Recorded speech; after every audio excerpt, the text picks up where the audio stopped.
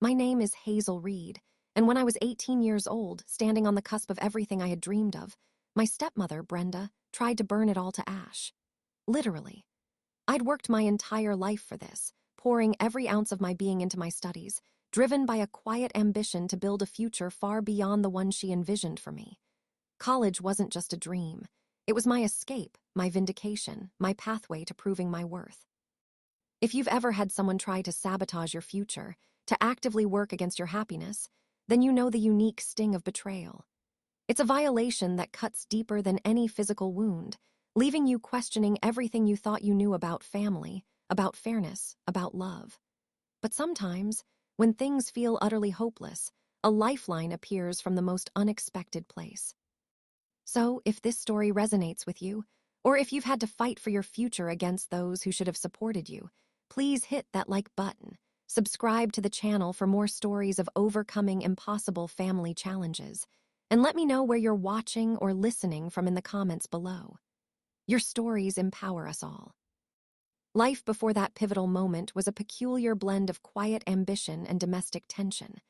I lived in a sprawling, meticulously maintained house in Willow Creek, a town that often felt too small for my dreams. The house itself, a grand colonial with perfectly manicured lawns, was a testament to my father's success. It was beautiful, undeniably, but it rarely felt like my home. My own space, a cozy bedroom on the second floor with a window seat overlooking the manicured rose garden, was my sanctuary, a place where I could retreat with my books and my aspirations. I'd spent countless hours there, poring over textbooks, writing essays, and meticulously planning my future, all fueled by the quiet hum of my ambition and a boundless supply of ambition. My academic life was, by all accounts, stellar. I was a straight-A student, consistently at the top of my class, particularly excelling in subjects like AP Literature, Advanced Chemistry, and Calculus. I wasn't just chasing grades. I genuinely loved to learn, to delve into complex topics, to understand the intricate workings of the world. My days at Willow Creek High were a blur of challenging classes, rigorous assignments, and intense preparation for college. I was driven, methodical, and utterly focused, fueled by an internal engine that rarely faltered. My part-time job was at the local community center, where I tutored younger students in math and English. It was a rewarding experience, allowing me to share my love of learning with others, and it provided a crucial income that I squirreled away for college applications and future expenses. I worked 3 afternoons a week, from 4:00 to 6:00 p.m. My manager, a kind woman named Mrs. Rodriguez, often praised my patience and dedication. "Hazel," she'd say, "you have a true gift for teaching. These kids really look up to you." The income, while modest, represented my independence, a small but significant step towards self-sufficiency. It meant I wasn't entirely reliant on my father, and certainly not on Brenda, for every single expense related to my future.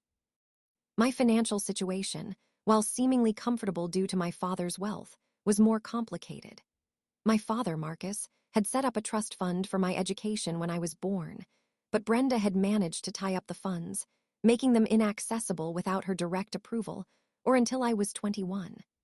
This meant that while I lived in a large house, my personal access to funds was limited, pushing me to work and save diligently. My hobbies were primarily intellectual, reading classic literature, delving into documentary films, and spending hours researching potential college programs. I also enjoyed long walks through the nature trails behind our house, a solitary escape where I could clear my head and dream without interruption. My friendships were few but deep. My best friend, Sarah, understood my complicated home life and provided an unwavering source of emotional support. Romantic relationships were a distant thought, a luxury I felt I couldn't afford until my future was secure. My focus was a laser beam, pointed squarely at my education and my escape. My mornings started at 5:45 a.m., long before anyone else in the house stirred. I'd slip out of bed, careful not to make a sound, and head to the kitchen. I'd make myself a simple breakfast, usually toast and fruit, and sometimes I'd prepare a packed lunch for myself, knowing that school lunches, paid for by Brenda, were often less than inspiring. The quiet of the early morning was my favorite time, a precious few hours of solitude before the house woke up and the tension began to hum. After breakfast, I'd grab my heavy backpack, double-checking that all my assignments were in order, and then walk the 20 minutes to school. I loved the crisp morning air, the quiet streets, the sense of purpose that propelled me forward. My school days were packed. From intense AP classes to extracurriculars like the debate club and the science Olympiad, I thrived on the intellectual challenge. I was a fixture in the library during lunch, often helping other students with complex problems or working on my own projects. After school, it was straight to the community center for my tutoring job, where I'd patiently guide a shy 7th grader through algebraic equations or help a struggling 5th grader write a persuasive essay. The genuine gratitude in their eyes, the small triumphs of understanding, were incredibly rewarding. Evenings were a return to the quiet tension of the house. After dinner, usually a meal cooked by Brenda that catered more to her children's tastes than mine, I'd retreat to my room. Hours would be spent on homework, college applications, and scholarship essays. My desk lamp would often be the last light on in the house, casting a warm glow over my textbooks as I delved into the intricacies of organic chemistry or analyzed Shakespearean sonnets. By 11 p.m., utterly exhausted but fiercely satisfied, I'd finally fall into bed, drifting off to sleep with the knowledge that each day brought me one step closer to my future, one step closer to freedom. This rigid routine, while demanding, was my shield, my purpose, my quiet rebellion against a life that often felt dictated by others. It was a simple, repetitive existence, but it was my existence, and I clung to it with unwavering determination. My family was complicated. It was a blended family, a term that often felt like a euphemism for dysfunctional. At the head was my father, Marcus Reed, a man in his late 50s with thinning gray hair and the tired eyes of someone perpetually trying to keep the peace. He was a successful real estate developer, a self-made man who had achieved great material wealth, but who often seemed emotionally distant, a victim of his own desire to avoid conflict. He loved me, I knew, but his love was often expressed through financial provisions rather than active presence or intervention. He had married Brenda 7 years prior, after my mother, his first wife, had passed away from a long illness when I was 11. Brenda was my stepmother, a woman in her early 50s with a meticulously maintained blonde bob and an equally meticulous, often cold, smile. She was a woman of sharp edges and sharper intentions, driven by a fierce loyalty to her own 2 children and an almost pathological need for control. Her personality was a blend of saccharine sweetness in public and subtle, cutting cruelty in private. She rarely raised her voice, preferring to wield her power through passive aggression, pointed remarks, and manipulation. Her ambition, it seemed, was solely focused on securing her children's future, often at the expense of anyone else. Then there were my 2 step-siblings. Brittany, Brenda's daughter, was 17, just a few months older than me. She was a pretty girl with a frivolous demeanor, more interested in fashion and social events than academics. Her personality was a mirror of her mother's public facade, charming, superficial, and entirely self-serving. David, Brenda's son, was 15, a boisterous, often rude boy who seemed to effortlessly float through life, protected by his mother's unwavering shield. He was prone to entitled outbursts and rarely faced consequences for his actions. Our family hierarchy was brutally clear. Brenda and her children occupied the top tier, their needs and desires always prioritized. My father, while nominally the head of the household, was often a bystander, unwilling or unable to challenge Brenda's subtle reign. I was relegated to a distant 3rd tier, an outsider tolerated but rarely truly embraced. My role within this system was to be quiet, compliant, and ideally, invisible. I was the ghost in the machine, the background character in my own home, a role that had solidified over the 7 years since Brenda entered our lives. Family traditions, what few there were, revolved around Brenda's preferences. Holidays were lavish affairs, but I often felt like an observer rather than a participant, my contributions overlooked, my presence often an afterthought. Christmas mornings, for example, were a flurry of expensive gifts for Brittany and David, while my presents were usually smaller, more practical, and often presented almost as an obligation by Brenda. Dinner conversations were dominated by Brenda recounting Brittany's latest social triumph or David's minor athletic achievement, while my own academic successes were met with a perfunctory nod or a subtle change of subject. Communication was a minefield. Direct questions to Brenda often resulted in evasive answers or passive-aggressive redirection. My father, when I tried to confide in him about Brenda's treatment, would often sigh, "Hazel, she means well. You just need to try harder to get along." It was a classic example of his conflict avoidance, leaving me feeling unheard and unprotected. Decisions, particularly financial ones related to my education, were always Brenda's to control, much to my frustration and despair. It was a suffocating environment, one that taught me early on the importance of self-reliance and the bitter taste of being an outsider in your own home. The pattern of favoritism wasn't a sudden revelation. It was an insidious drip, drip, drip that slowly eroded my sense of belonging and worth, starting almost immediately after Brenda entered our lives. I was 11, still reeling from the loss of my mother, when Brenda moved in, bringing with her an immediate shift in the household's emotional climate. I remember my 12th birthday, a few months after she married my father. Before Brenda, my birthdays were always a joyous affair, filled with my mother's homemade cake and thoughtful gifts. This year, Brenda organized a party at an expensive restaurant, ostensibly for me. But the guest list was dominated by Brittany and David's friends, and the conversation revolved almost entirely around Brittany's upcoming middle school dance. My gift, presented by Brenda with a forced smile, was a generic gift card to a chain clothing store, while Brittany and David received lavish new electronic gadgets. I remember sitting at the head of the table, a strange, hollow feeling in my chest, realizing that this wasn't my celebration, but rather a performance orchestrated by Brenda to showcase her new, blended family, with me as an inconvenient accessory. My father, caught in the crossfire, merely offered a weak, "Happy birthday, Hazel," his eyes avoiding mine. The emotional impact was profound. It taught me that my joy was secondary, easily overshadowed by Brenda's agenda and her children's desires. Another vivid memory comes from middle school, during the annual science fair. I had painstakingly built a complex model of the solar system, spending weeks on research and construction, complete with working lights and intricate planetary orbits. My father, proud of my dedication, had offered to help me carry it to the school. But Brenda interjected, "Marcus, you simply must help Brittany with her history diorama. It's due today and she's so overwhelmed." My father, as always, acquiesced. I ended up lugging my heavy project to school by myself, watching as my father fussed over Brittany's rather simplistic diorama, offering her effusive praise, while my own achievement went unacknowledged. When I won first place, Brenda merely offered a perfunctory, "That's nice, dear," before launching into a detailed account of how stressed Brittany had been with her own project. It was a clear, painful lesson. My successes were rarely celebrated, often minimized, and always secondary to Brenda's children's needs, even their manufactured stress.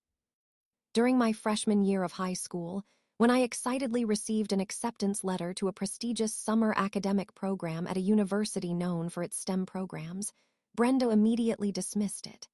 "That sounds incredibly expensive, Hazel. And frankly, a bit much.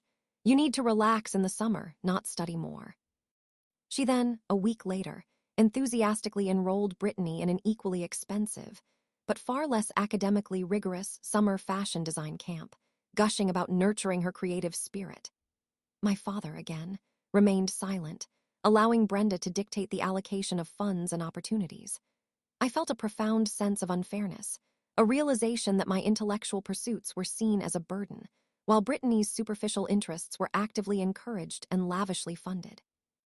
I ended up working extra shifts at the community center that summer, saving up enough to enroll in a local, more affordable advanced chemistry workshop, determined to pursue my passions despite Brenda's obstacles. It fostered in me a fierce independence, a quiet resolve to find my own way, even if it meant doing it alone. Even simple family outings were tinged with favoritism. I remember a trip to the beach during my sophomore year. I loved the ocean, the feeling of the sand beneath my toes, the vastness of the horizon. But Brenda insisted on bringing a portable speaker, blasting pop music that Brittany and David loved, disrupting the peace. When I tried to read my book, a classic novel I was enjoying, David snatched it from my hands, tossing it onto the sand, yelling, "No reading on vacation, nerd." Brenda merely laughed. "Oh, David, be nice to your sister." A feigned chiding that offered no real protection. My father, as usual, stayed quiet, preferring to avoid conflict rather than defend me. I spent the rest of the day feeling utterly miserable, an interloper in my own family's vacation, unable to enjoy the very thing I had looked forward to. These moments, small as they might seem individually, accumulated into a mountain of emotional neglect and constant invalidation. These patterns taught me to be self-reliant, to internalize my ambitions, and to expect little support from Brenda or, increasingly, from my father when Brenda was involved. I learned to cope by retreating into my academic world, into my books, and into my quiet dreams. My self-esteem, while fragile at times, was ultimately buoyed by my own undeniable achievements.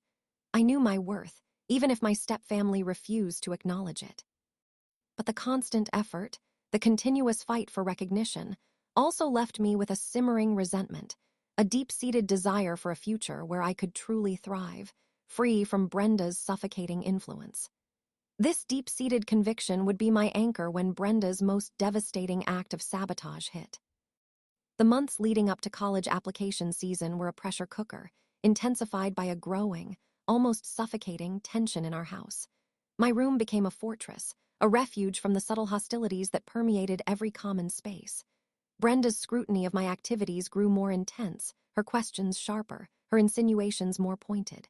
"Still up late studying, Hazel," she'd say, peering into my room as I worked on a scholarship essay. "Don't you think you're overdoing it? College isn't for everyone, you know." The words, delivered with a syrupy sweet tone, were designed to undermine, to plant seeds of doubt. Meanwhile, Brenda was overtly pushing Brittany towards a local community college, despite Brittany's lukewarm academic record and complete lack of interest. "It's so practical, Brittany," I overheard her tell my father one evening. "Close to home, affordable, and it gives her a chance to explore her options before committing to something too big." The implication, unstated but clear, was that I, with my ambitious goals, was somehow being impractical or overly demanding.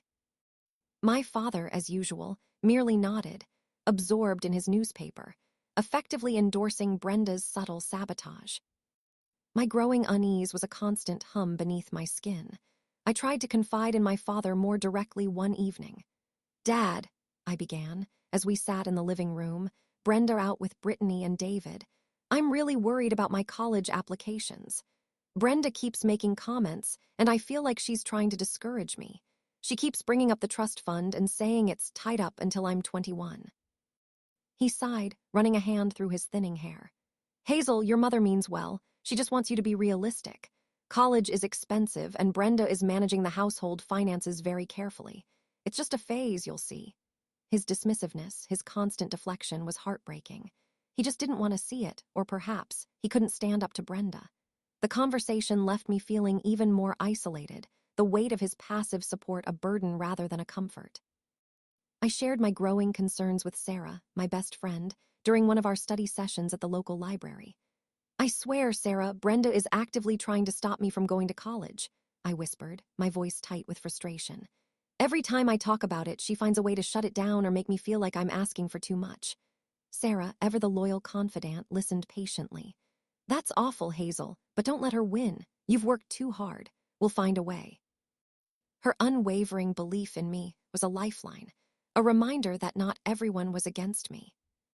A specific incident that truly solidified my suspicions happened about a month before the acceptance letters started rolling in.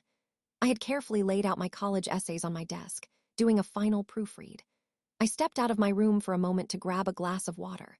When I returned, the essays were scattered on the floor, and a faint, acrid smell of burnt sugar lingered in the air.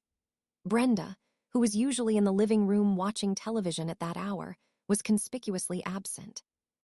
When I found her in the kitchen, humming cheerfully, she turned to me with a saccharine smile. "Oh, Hazel, I was just making some caramel for David's dessert. Did you need something?" Her eyes, however, held a fleeting spark of malicious satisfaction. I knew with a gut certainty that she had been in my room, that she had deliberately messed with my essays, a silent warning of what was to come. I said nothing, but a cold resolve began to harden within me. The college acceptance letters started arriving in thick, glossy envelopes a few weeks later, each one a testament to my years of relentless effort. My heart would pound with anticipation every time I heard the mail slot clatter. I kept them all in a neat stack on my desk, a vibrant collection of hopes and dreams, each one a step closer to my future, to my freedom. Letters from reputable state universities, from prestigious liberal arts colleges, even an early acceptance from a top-tier engineering school. I was ecstatic, showing them excitedly to my father, who, for a brief moment, would look genuinely proud. But Brenda's reaction was always the same, a dismissive glance, a mumbled "that's nice, dear," before changing the subject or pointing out how much more practical Brittany's community college option was. The tension in the house, already palpable, thickened with each new envelope. Then came the day I received the letter from Stanford. It was a large, heavy envelope distinct from the others. My hands trembled as I opened it, my heart hammering against my ribs. Inside, a beautiful, embossed letter formally offered me admission, along with a significant scholarship. Stanford, my top choice. I was overjoyed, tears blurring my vision. This was it. This was everything.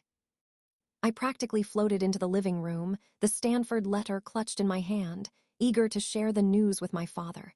He was sitting on the couch, reading the newspaper, while Brenda was meticulously polishing the antique coffee table. "Dad," I exclaimed, my voice bubbling with excitement. "I got into Stanford, and they offered me a scholarship." My father slowly lowered his newspaper, a genuine smile spreading across his face. "Stanford, Hazel, that's incredible. Congratulations, sweetie. I always knew you could do it." His pride, for a fleeting moment, was uncomplicated and warm. But Brenda's face, in that same instant, twisted into a mask of pure, unadulterated fury. Her smile, usually so meticulously maintained, vanished. Her grip tightened on the polishing cloth, her knuckles white. "Stanford," she spat, the word laced with venom. "That's an Ivy League school, Hazel. Do you have any idea how expensive that is? And a scholarship. What kind of scholarship are we talking about here?" Her eyes, usually cold, were now blazing with a raw, ugly jealousy. "It's a significant one, Brenda," I replied, trying to keep my voice calm, but my stomach was already clenching, a cold knot forming in my gut. "Enough to make it affordable, especially with my father's trust fund." Her head snapped towards my father. "Marcus, you told me that trust fund was tied up until she was 21. You said we couldn't access it right now." Her voice was shrill, accusatory. My father, caught between us, stammered, "Well, Brenda, it is mostly. But for a school like Stanford, we could probably arrange something. This is a huge opportunity for Hazel." Brenda slammed the polishing cloth onto the table. "A huge opportunity? What about Brittany's opportunities? She's going to community college because we're being responsible. And you think Hazel gets to swan off to some fancy university, getting everything handed to her, while my daughter has to settle?" Her voice escalated, a venomous hiss. "No, I won't allow it. No child of mine is going to college before my real kids get their fair shot." I stared at her, utterly stunned by the blatant, unmasked malice in her words. "No child of mine."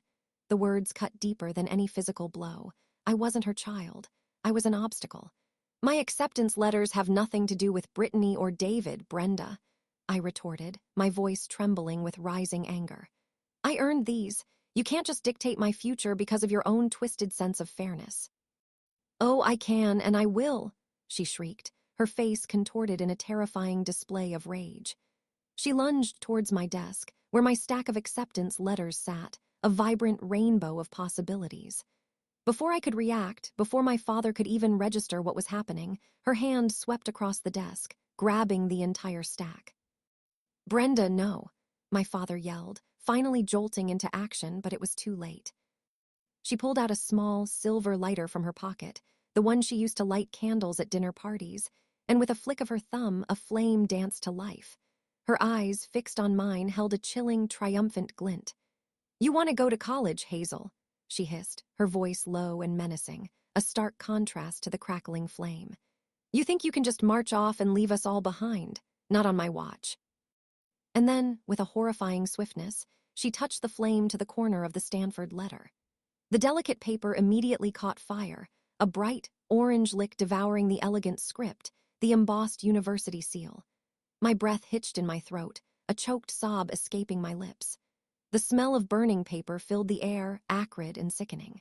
She watched it burn for a second, then another, before casually dropping the blazing corner onto the rest of the stack. The other letters, the dreams from countless hours of work, caught fire in a horrifying cascade. The colorful envelopes curled and blackened, the precious words of acceptance turning into ash before my very eyes. My heart pounded, a frantic drumbeat of pure, unadulterated shock and despair.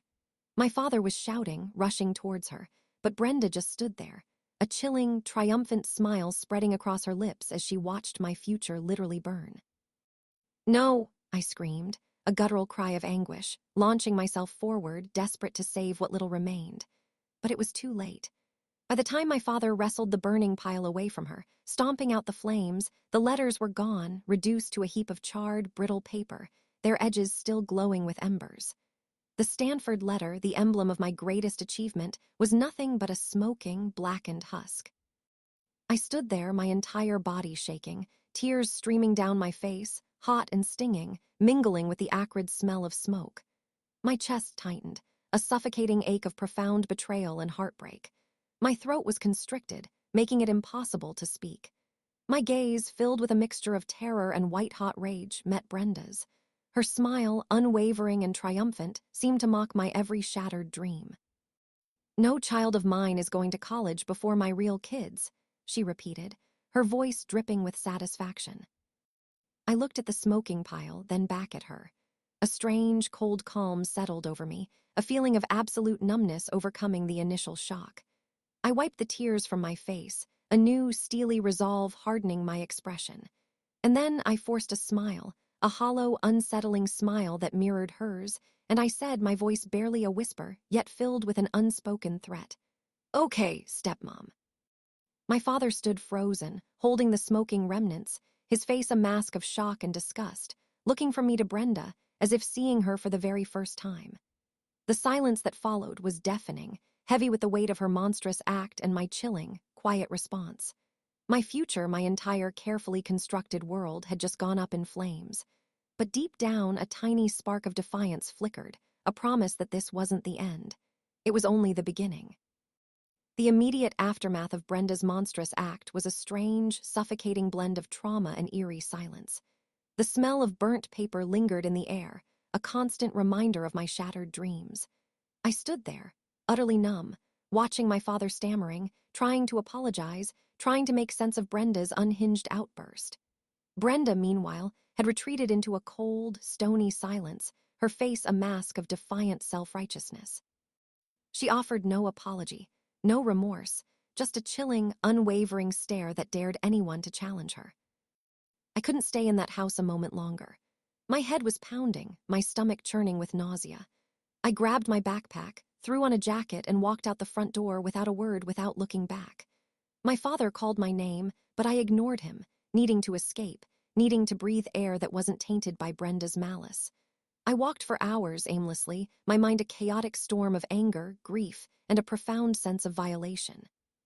The images of the burning letters, the triumphant glint in Brenda's eyes, replayed endlessly in my mind, a tormenting loop.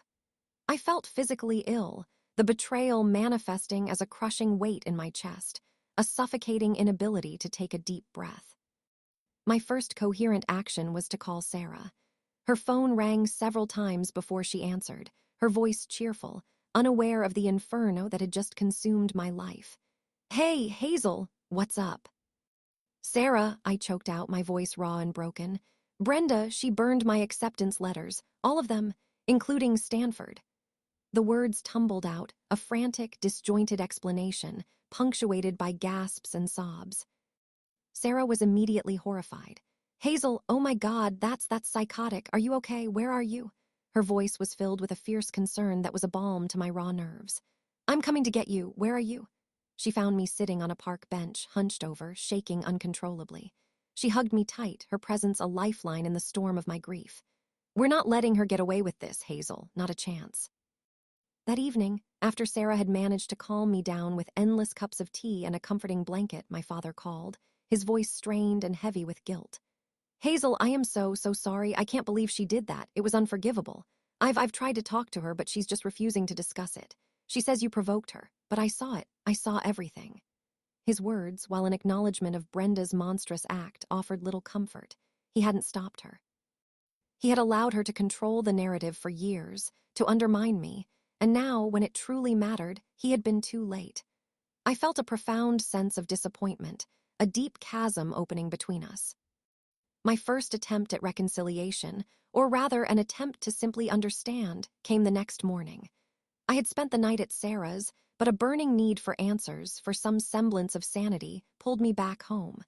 My father was alone in the living room, looking haggard. Brenda was nowhere in sight. Dad, I began, my voice flat, devoid of emotion, I need to know what you're going to do about this. She burned my college acceptance letters, my future. What is your plan? He ran a hand through his hair, looking utterly defeated. Hazel, I don't know what to do. I confronted her. She just yelled at me, said I was siding with you, that you were trying to make her look bad. She's completely irrational. I've told her it was unacceptable, that she needs to apologize, but she's just refusing. She's locked herself in her room. He sighed, a profound sound of weariness. I'll try to get your college information again. We can call them. But you know how hard it is to get her to budge. His inability to take decisive action, his continued deference to Brenda's emotional manipulation, was heartbreaking. He was trying in his passive way, but it wasn't enough. It felt like another betrayal. The confrontation was a failure. My second attempt, fueled by a desperate need for some justice, was to call the schools themselves. I spent hours on the phone, explaining the unbelievable situation to various admissions offices, my voice cracking with emotion. My stepmother, she destroyed my acceptance letters. I would explain, my humiliation palpable. Some were sympathetic, offering to resend the letters and verify my status. Others were less so, their tones skeptical, hinting at the absurdity of my claim. The Stanford admissions office, after a brief, polite conversation, assured me they would resend my acceptance packet and scholarship details. A tiny flicker of hope, so fragile it almost vanished, ignited within me. But the fear that Brenda would somehow intercept those, too, lingered. The third and most futile attempt was a direct, albeit brief, confrontation with Brenda herself, a day later. I found her in the kitchen, casually making coffee, her face carefully devoid of emotion. Brenda, I said, my voice steady, hardened by a newfound resolve, I've called the universities. They're sending new letters. You can't stop me from going to college. She merely smiled, a thin, humorless line that didn't reach her eyes. Oh, Hazel, you think that will solve everything. You think you can just march off and leave your family behind. There are always ways, dear, always ways to make sure things go the way they're supposed to. Her tone was chilling, a veiled threat that sent a shiver down my spine. She wasn't just malicious, she was cunning, insidious. I realized then that appealing to her reason, her conscience, was utterly useless. She had none. This wasn't about an argument, it was about an all-out war. My initial shock and processing had given way to a steely determination. This was a battle for my future, and I would not lose. My investigation, my discovery phase, began in earnest. The resent acceptance letters were now arriving, discreetly routed to Sarah's house to ensure Brenda couldn't intercept them. I sat with Sarah, opening each one, meticulously logging the offers, the scholarship amounts, the deadlines. Sarah, my staunch ally, provided not just emotional support but practical help, offering to hold onto all my mail. She won't get her hands on these, Ev, she vowed, her face set with determination. This provided a crucial sense of security. I also discreetly contacted the financial aid office at Stanford, explaining the situation and asking for advice on securing my trust fund. They connected me with a student legal aid service, which gave me invaluable information about my rights as a beneficiary.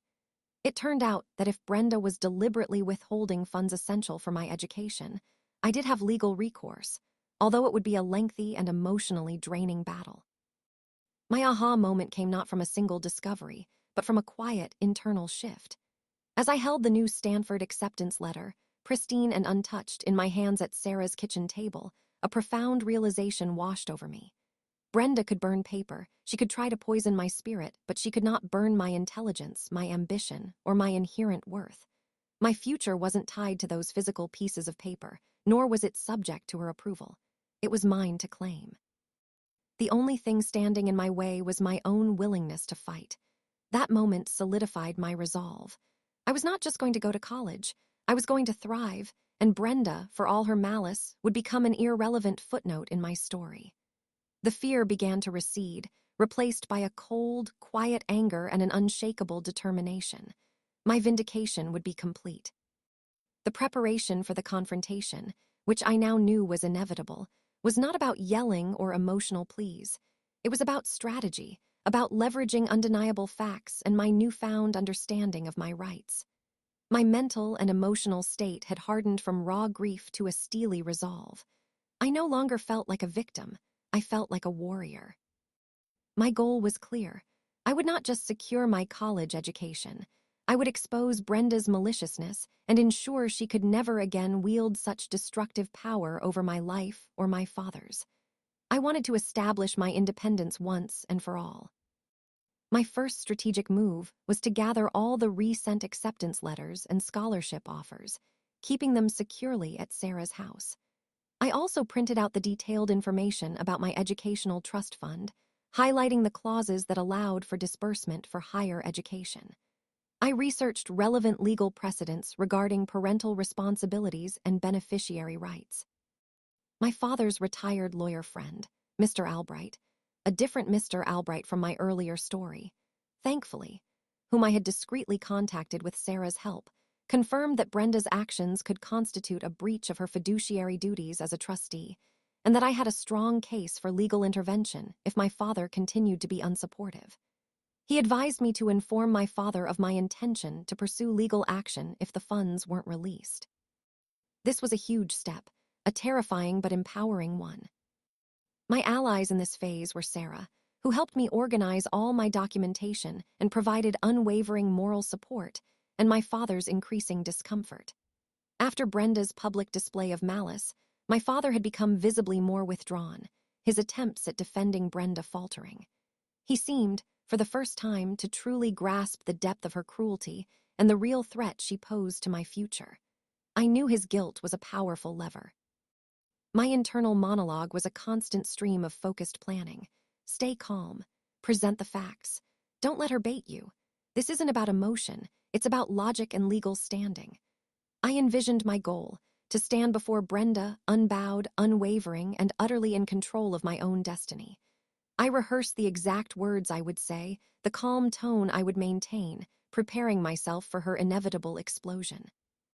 My fear was still there, a low thrum beneath my skin, but it was overshadowed by a fierce, righteous determination. The confrontation happened 3 days after Brenda burned my acceptance letters, but 2 days after the decisive call from Harvard. It was a Sunday afternoon, and my father had called a family meeting in the living room, a rare and tense occurrence. Brenda sat stiffly on the sofa, her face a mask of cold defiance, arms crossed. Brittany and David were also present, looking uncomfortable, clearly sensing the impending storm. I walked in, head held high, a thick folder of documents clutched in my hand, and sat opposite Brenda, my gaze unwavering. My father, looking utterly miserable, cleared his throat. "Brenda, Hazel, we need to talk about what happened. What you did, Brenda, was unacceptable." His voice was weak, but at least he was speaking. Brenda scoffed, her eyes narrowed. "Unacceptable? She provoked me, Marcus, flaunting her superiority, implying her college was more important than Brittany's. She deserved it." Her voice was shrill, laced with righteous indignation. "She did not provoke you, Brenda," I interjected, my voice surprisingly calm, steady, and clear. "I merely shared my good news, which, as my father, he was happy to hear. Your actions were a deliberate act of malice designed to destroy my future." I opened my folder and slid a printed copy of my Stanford acceptance letter, the pristine one sent to Sarah's house, across the coffee table towards my father. He picked it up, his eyes scanning the elegant script, the full scholarship details. His jaw tightened. "And it wasn't just Stanford, Brenda," I continued, pulling out more printed letters, fanning them across the table. I was accepted to the University of Michigan, UC Berkeley, Georgetown, all with significant scholarships. These represent years of my hard work, not some flaunting of superiority. Brenda's eyes darted nervously between the letters and my face, her bravado beginning to crack. Those are fakes, she sputtered, her voice losing some of its earlier conviction. You just printed those out to make me look bad. They are not fakes, Brenda, I countered, my voice cutting through her desperate denial. And they're just a fraction of the opportunities you tried to destroy. But there's another one, a very special one. I paused, letting the tension build, letting her fear and confusion mount. Brittany and David watched, wide-eyed, clearly understanding the gravity of the situation. My father looked from Brenda to me, his expression a mix of shame and dawning realization. 3 days ago, I announced, my gaze fixed directly on Brenda. The phone rang in this house. Did you happen to answer it, Brenda? Brenda's face went pale. Her eyes, which had been darting, now froze, fixed on me with a sudden, dawning horror. She had answered the phone, I knew it. She had tried to dismiss it, to pretend it hadn't happened. I don't recall, she stammered, her voice thin, reedy.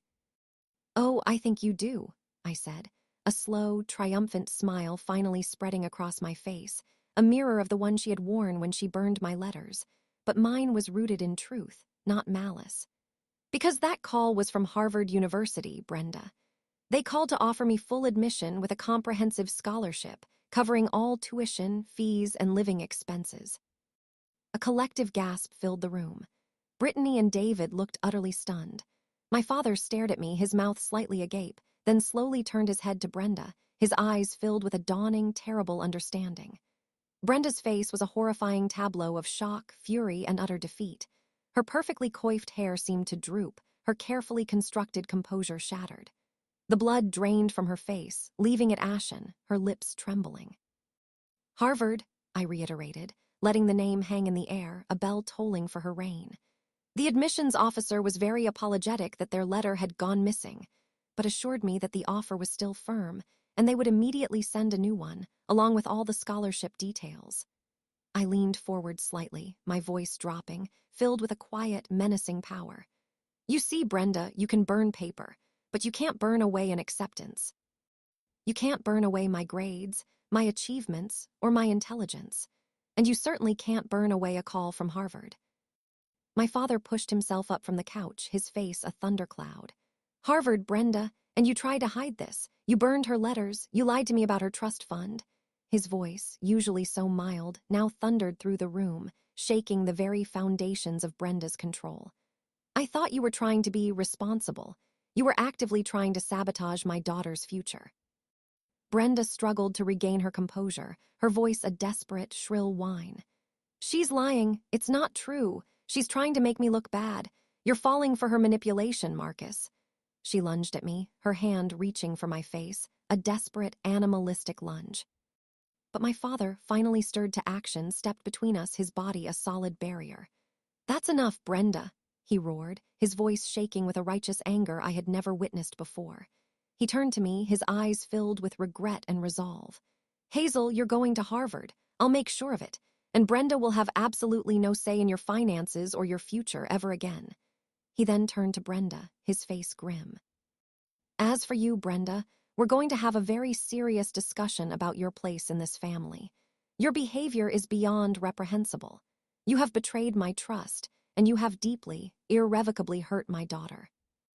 Brenda crumpled onto the couch, defeated, her face buried in her hands, her sobs hollow and theatrical. Brittany and David stared, wide-eyed and silent, their mother's carefully constructed image utterly shattered. The power dynamic, which had been so skewed for so long, had finally, dramatically shifted. My internal celebration was a quiet roar, a feeling of absolute vindication washing over me. I had stood up, I had spoken my truth, and I had, against all odds, won.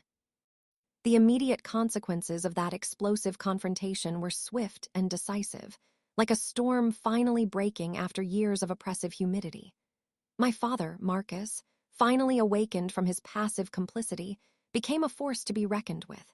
His anger, once simmering, had boiled over, and he moved with a resolve I had never witnessed. Brenda's immediate fallout was severe. My father gave her an ultimatum. Either she sincerely apologized to me and relinquished all control over my educational trust fund, or their marriage was over. She initially refused, trying to maintain her defiant stance, but her theatrics rang hollow in the face of my father's unwavering anger. He then had her served with legal documents, initiated by Mr. Albright, outlining the breach of her fiduciary duties. When faced with the very real threat of legal action and public exposure of her criminal destruction of mail, even if only acceptance letters, the symbolic act was egregious. Her resolve crumbled. She offered a mumbled, grudging apology, devoid of any genuine remorse, her eyes still blazing with hatred, but it was enough for my father to proceed. She was immediately stripped of all authority over my finances, and her access to my father's accounts was restricted. She became, almost overnight, a shadow in her own home, her carefully constructed power dismantled. Brittany and David, witnessing their mother's spectacular downfall, reacted with a mixture of shock and opportunistic self-preservation. Brittany, realizing her mother's influence was gone, became noticeably colder towards Brenda, shifting her allegiance subtly towards my father, hopping to maintain her own comfortable lifestyle. David, usually a loudmouth, became uncharacteristically quiet, avoiding eye contact with everyone. The witnesses, my father, Brittany, and David, had seen her true colors, and her facade was irrevocably shattered. My father's immediate actions were profoundly empowering. He personally called Harvard, speaking with the admissions officer to confirm my scholarship details and ensure all my enrollment paperwork was expedited. He then met with Mr. Albright to formally reinstate my full access to my educational trust fund and even set up a separate account for my living expenses at college, entirely independent of Brenda's control. He sat me down, his eyes filled with a heartbreaking mixture of regret and renewed determination. "Hazel," he said, his voice thick with emotion, "I am so sorry, for everything. For not seeing it sooner, for not protecting you. I will spend the rest of my life making it up to you. Your education, your future, is my absolute priority." His repentance felt genuine, a profound shift in our relationship that had been so strained for years. His support was no longer passive. It was active, unwavering, and fierce. The immediate changes in family dynamics were stark. Brenda's voice, once omnipresent, was now hushed, her presence almost ghost-like. My father became fiercely protective of me, openly challenging Brenda's attempts to subtly undermine me. He started having meals with just me, rebuilding our relationship, seeking to truly understand my experiences. The tension in the house remained, but it had shifted. It was no longer a silent, suffocating pressure on me. It was a palpable, uncomfortable weight on Brenda, a consequence of her own actions. I felt a sense of empowerment, a quiet triumph that was far more satisfying than any outward celebration. My vindication was not just about getting into Harvard. It was about reclaiming my voice, my autonomy, and my rightful place in my own family. The extended consequences of Brenda's desperate act and my subsequent triumph unfolded over the next several months, fundamentally altering the landscape of our family and community. Brenda, stripped of her financial control and her ability to manipulate, withered. Her marriage to my father, already fractured by her cruelty, deteriorated rapidly. The initial apology she gave me proved to be a facade, and her bitterness festered, making her presence in the house a constant source of discomfort. My father, having finally seen her true nature, couldn't reconcile with her. Within 6 months, they had separated, and Brenda moved out, taking Brittany and David with her. The house, once a site of tension, slowly began to breathe again, filled with a newfound peace. Brenda's social standing in Willow Creek, which had relied heavily on my father's wealth and her carefully curated image, plummeted. Whispers of her burning my college letters, subtly confirmed by my father to a few close friends, spread like wildfire. She became an outcast, ostracized by the very social circles she had so desperately courted. Her various attempts to regain a semblance of respectability were futile. Her reputation was irrevocably tarnished. I heard through the grapevine that she struggled financially after the divorce, as my father had protected his assets and was no longer willing to fund her extravagant lifestyle. Brittany and David, once accustomed to privilege, found themselves in a much reduced financial situation, a stark comeuppance for their years of entitlement. Brittany ended up attending the local community college, exactly as Brenda had originally planned for her, but without the benefit of my father's continued support or the social cachet. David, too, struggled without his mother's relentless interference, his academic performance plummeting without her constant advocacy. Their entitlement, once seemingly without consequence, now faced the harsh realities of a meritocratic world. My father, profoundly changed by the experience, immersed himself in rebuilding our relationship. He sold the large colonial house, saying it held too many painful memories, and we moved into a beautiful, smaller home with a vibrant garden, a place that truly felt like our home.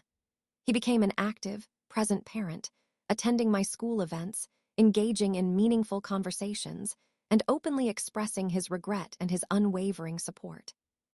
He also became a vocal advocate for me, correcting any lingering rumors and proudly sharing my Harvard acceptance story with anyone who would listen. His transformation was complete, a testament to the power of truth to finally cut through years of denial. The community's response was overwhelmingly positive towards me. Friends, teachers, and even distant acquaintances expressed their admiration for my resilience and courage. The narrative had flipped. I was no longer the quiet, overlooked stepdaughter. I was the brilliant, strong young woman who had triumphed over adversity. Other students, inspired by my story, started to speak up about smaller injustices they had faced, creating a more transparent and accountable school environment. My relationship with Sarah deepened into an unbreakable bond, forged in the crucible of my trauma and her unwavering loyalty. The unexpected positive outcome for me, beyond the obvious triumph of getting into Harvard, was the profound realization of my own inner strength, the unwavering love of my true allies, and the deep satisfaction of having stood up for myself against overwhelming odds. It taught me that while some losses are devastating, they can also be the catalyst for immense personal growth and the beginning of a truly authentic life. Life 6 to 12 months after Brenda's exit and my father's transformation was, simply put, extraordinary. I was not just living my dream, I was thriving in it. My first year at Harvard had exceeded every expectation, a vibrant tapestry woven with intellectual challenges, stimulating conversations, and a newfound sense of belonging. The oppressive weight of Brenda's negativity, of the constant scrutiny and subtle sabotage, had lifted entirely, allowing me to finally breathe, to truly be myself. My academic journey at Harvard was exhilarating. I chose to major in political science with a minor in English literature, driven by a deep desire to understand systems of power and the nuances of human expression. My classes were intense, but I reveled in the intellectual rigor, my mind alive with new ideas and perspectives. I joined the university's human rights advocacy group, channeling my personal experience of injustice into meaningful action, advocating for those whose voices had been silenced. I also became involved in a mentorship program for first-generation college students, eager to pay forward the support I had received. These opportunities, these achievements, were not just markers of success. They were tangible proof of the future I had fought so hard to create. My living situation in the historic dorms of Harvard was a joyous contrast to my past. I shared a suite with 3 incredible women from different corners of the world, each with their own inspiring stories and vibrant personalities. We spent countless nights in lively discussions, supporting each other through academic challenges and celebrating every small victory. My mental health, which had been deeply scarred by Brenda's psychological warfare, had fully healed. The anxiety that once plagued me was replaced by a quiet confidence, a profound sense of inner peace. I learned to trust my instincts implicitly, to set healthy boundaries without guilt, and to prioritize my well-being above all else. I discovered a love for running, finding clarity and strength in the rhythmic pounding of my feet on the pavement, a physical manifestation of my newfound freedom. My relationships flourished. My bond with my father was stronger than ever, rebuilt on a foundation of honesty, respect, and unconditional love. We spoke almost daily, his genuine interest in my life a constant source of warmth and affirmation. He often visited me, proudly walking the hallowed halls of Harvard, his eyes shining with pride. Sarah remained my rock, her unwavering friendship a constant reminder of true loyalty. I also forged new, deep friendships at Harvard, connections built on shared intellectual curiosity and genuine mutual support, free from any hint of ulterior motives.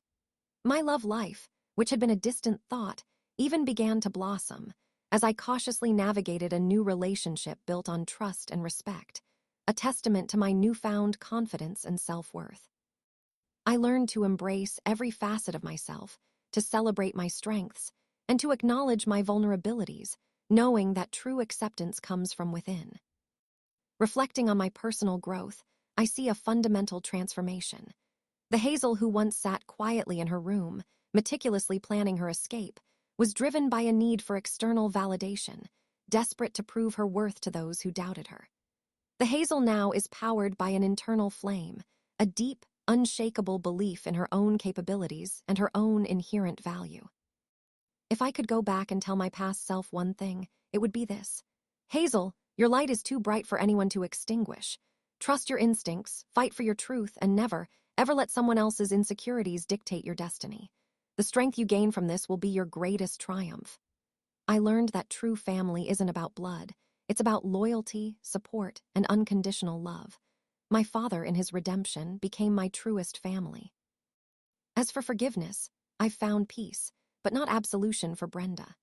What she did was a profound act of cruelty, one that left lasting scars.